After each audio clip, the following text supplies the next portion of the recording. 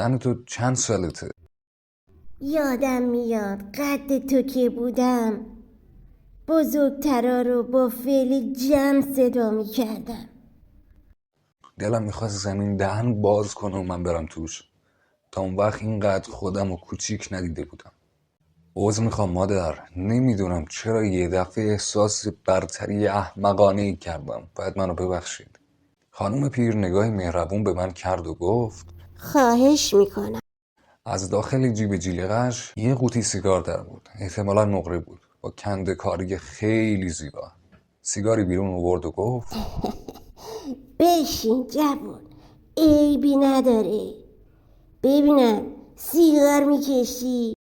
از جیبم بسته سیگار خارجی رو در آوردم و بهش تعارف کردم. نه ممنون، من سیگار زرد میکشم. بهتون تعارف نمیکنم چون میدونم شما زر نمیکشید. بی اختیار گفتم مادر، همه این لیف و سنگ پاها رو میخرم. پولش چقدر میشه؟ بازم که به اصل برگشتی. دوباره شرمنده شدم. نگاهش کردم. با وجود چین و چروک صورت تقریبا هنوز زیبا بود. مادر اسم شما چیه؟ اگه بگم خندتون نمیگیره؟ خواهش میکنم بفرمایید. ما اونقدرم بیادب نیستیم. پریچر. البته دیگه این اسم با صورتم منافات داره، ولی زمان خیلی دور چهرم گواه این اسم بود. اسمتون چیه؟ خودمون رو معرفی کردیم. مادر بالاخره من اجازه دارم که چیزی از شما بخرم یا نه؟ میدونید بچه ها، امروز خیلی دلم میخواست با یکی حرف بزنم. قدیم و وقتی کار خوبی بر کسی انجام میدادیم جای تشکر میگفت پیرشی دخترم. حالا میفهمم نفرین بود نه دعا. پیری بده، اگه ندار باشی هم خیلی بدتر. و اگه روزگار آدم مثل من بشه مصیبته. من چند سنگ پا و لیف خریدم و پولش رو دستی تقدیم کردم و گفتم ای کاش پریچهر خانم محبت رو تموم میکرد و خواهش دیگه من رو قبول میکرد. از یه پیرزن چه درخواستی داری جوون؟ یه قصه زندگی. فعلا برید. اگه عمری به دنیا بود و دفعه دیگه اینجا اومدین شاید باید فکر کنم. مادر، من چه کاری از دستم برای شما ساخته است؟ خواهش میکنم بفرمایید. آرزو کن بمیرم دیگه، اون برام کافیه. خیلی از چیزایی رو که دلم نمیخواست ببینم دیدم. بعد از این حرف سرش رو پایین انداخت و مشغول جای گفتم با تسبیح خودش شد.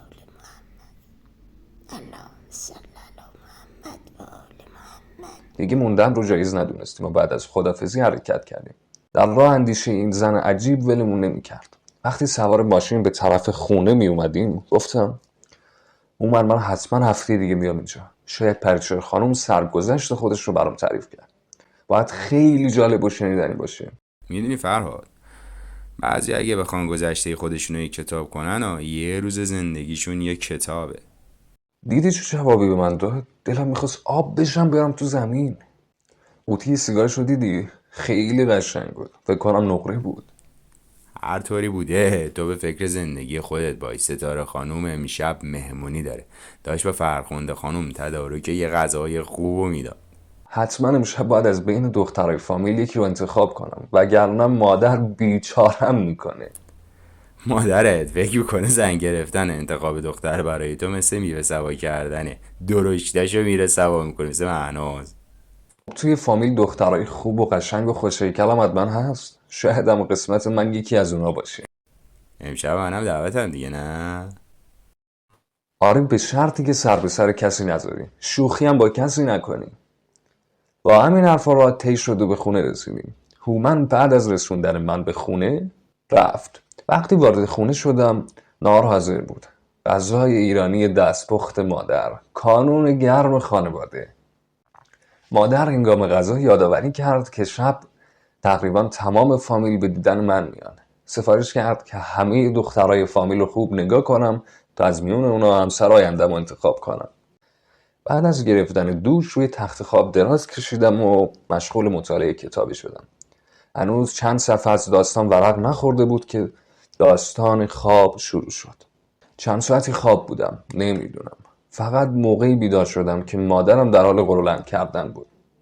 قبل از خواب مشغول مطالعه کتابی در مورد قبیله آدمخوار بودم که یک جهانگرد در سالیان پیش اسیر اونا شده بود و بالاخره تونسته بود از چنگ اونا فرار کنه. وقتی مادرم از دختر خاله‌ام تعریف میکرد، من در مرز بین واقعیت و رویا بودم. پسر چقدر میخوابی؟ بلند شو دیگه. خالت با دخترش اومده. دختر خالت یه تیکه ماه شده. قد کشیده، خوشندام، خوشگل، چشم و ابرو مشکی، دندوناش عین مروارید، سفیده. اینقدر دندوناش مرتب و قشنگه که دلم میخواد شهره 2 گاز از دستم بگیره. مادر، مگه شهره گاز میگیره؟ فرهاد، این چه طرز حرف زدنه؟ مادر، شما گفتید که شهره میخواد شما رو گاز بگیره. من گفتم که آدم دلش میخواد که اون گاز بگیره. چه فرقی داره؟ ممکنه که یه دفعه حمله کنه و گاز بگیره. از بس این کتابای ترسناکو میخونی دیوونه شدی. مادرم کتاب پتوی منو که در حال تا کردن و مرتب کردن بود روی تخت انداخت و رفت. تازه متوجه قضیه شده بودم. حالا نمیدونستم چطور به مادرم بگم که در عالم رویا شهره رو جز قبیله آدمخواران فرض کرده بودم. بلند شدم و صورتم رو شستم و سر و وضعم رو درست کردم.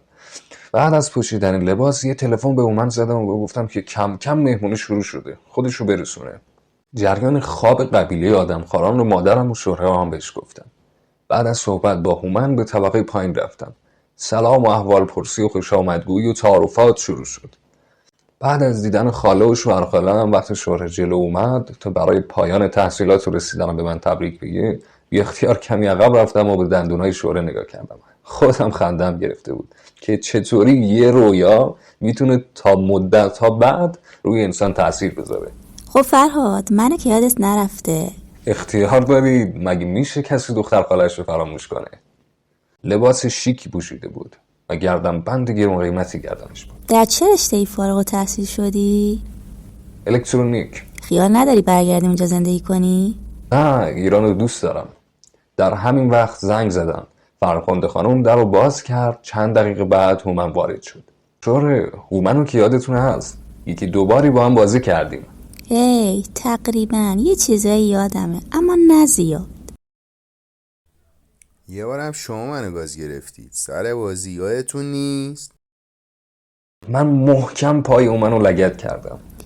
باید منو ببخشید. خب کودکی و عالم بچگی دیگه. مطمئن باشین الان دیگه از این اتفاقا نمیفته. فرهاد، خیالت راحت، این کار آدم خاری رو ترک کرده.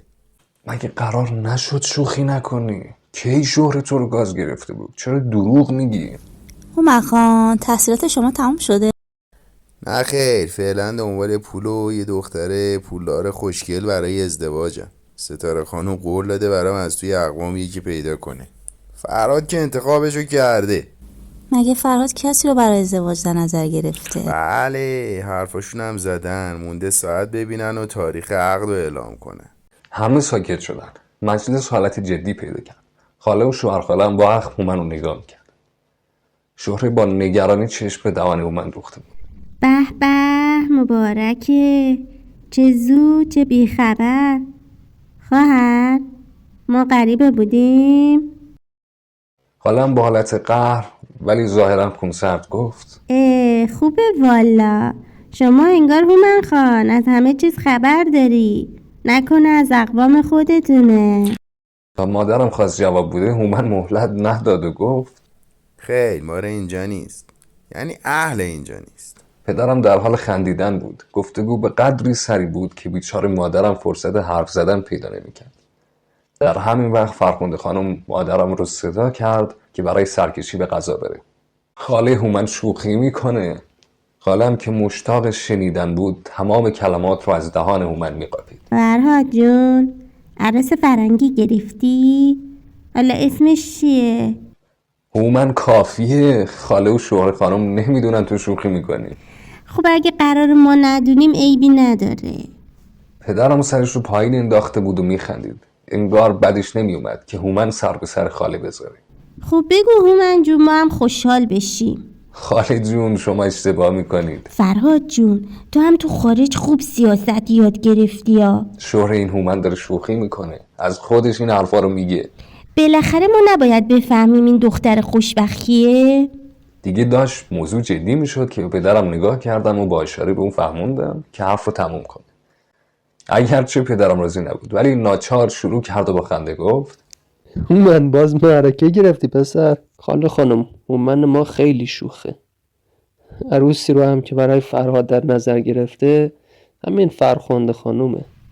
ذلیل نشی پسر، باور کرده بودم و جوون مرد نشده خودشم اصلا حرف نمیزنه نمیخنده.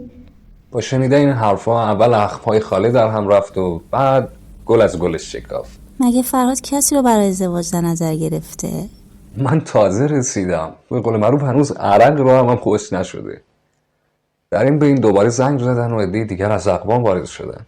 بعد از مراسم ورودی که همون تعارفات معمولی، مادرم شروع کرد. یعنی آروم در گوش من زمزمه کرد. فرهاد، اون دختره رو میبینی؟ نوه عموی منه. قبلا زیاد باهاشون رفت آمد نداشتیم. باباش بساز بفروشه، وضعشونم عالیه. دخترم بد نیست، نگاه کن. مادرم که تقریبا همسن و سال شماست. اونو که نمیگم، اون خواهر شوهر عمه خانومه. شوهر عمه خانوم تو بازاره، اونم البته وضعش خوبه. دخترش هم اونه که داره با پدرت صحبت میکنه. پس اون که شما گفتید کدومه؟ همون که لباس مشکی پوشیده. اونهاش رفت آشپزخونه. پاشو برو به بهونه آب خوردن یه دقیقه ببینش و برگرد. ولی مادر دختری که دم پاسیو واسطه بود رفت طرف نوه عموی شماه. نگاه کن فرهاد، اون که کنار پاسیو ایستاده دختر آقای صدریه. پدرش تو شمال زمینای بزرگو میخره، خرد میکنه، میفروشه. اونم وضعش بد نیست. در همین وقت دوباره زنگ زدن و عده‌ای تازه وارد شدن و هنوز سلام و احوال پرسی تموم نشده بود که دوباره یه عده دیگه وارد شدند و دوباره همه بلند شدن و مراسم سلام و احوال پرسی و تعارف و این حرفا. اون که تو اون زمینا ویلا میسازه هنوز نیومده.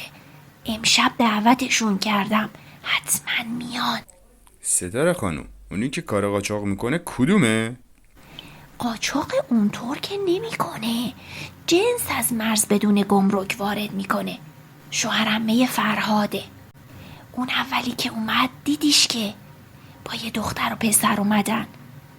برادر شوهر خالص. اونم توی بازاره. دخترشم خیلی خوشگل و نازه. اون بعدیام که اومدن حشمت خان پسر دایی مادرمه.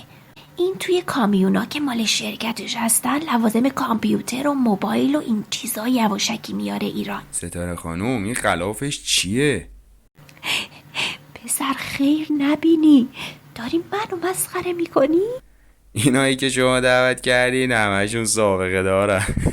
اینجا شده ستاد کلاهبردارا. مادرم هومن رو مثل پسر خودش دوست داشت. آخرین مهمانم چند دقیقه بعد اومد. آقای ارسلانی، ویلاساز در زمین‌های تکه پاره شده شما.